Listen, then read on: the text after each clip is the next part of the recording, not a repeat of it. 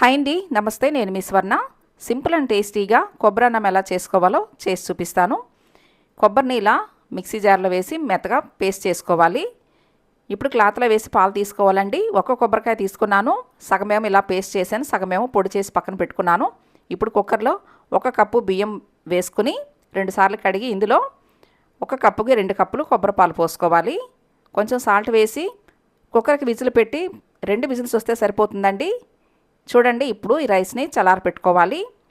ఇప్పుడు ప్యాన్లో 2 స్పూన్లు నెయ్యి పోసి పచ్చిశనగపప్పు, మినపప్పు, ఆవాలు, జీలకర్ర వేసి వేగిన తర్వాత జీడిపప్పు పలుకులు, 1 స్పూను మిరియాలు, పచ్చిమిర్చి, ఎండుమిర్చి వేసి లైట్గా వేగిన తర్వాత 1 రెమ్మ కరివేపాకు వేసి ఇందులో కొంచెం ఇంగువ వేసుకోవాలి. ఇప్పుడు కొబ్బరి పొడి వేసి తేమ పోయేంత వరకు ఫ్రై చేసుకోవాలండి.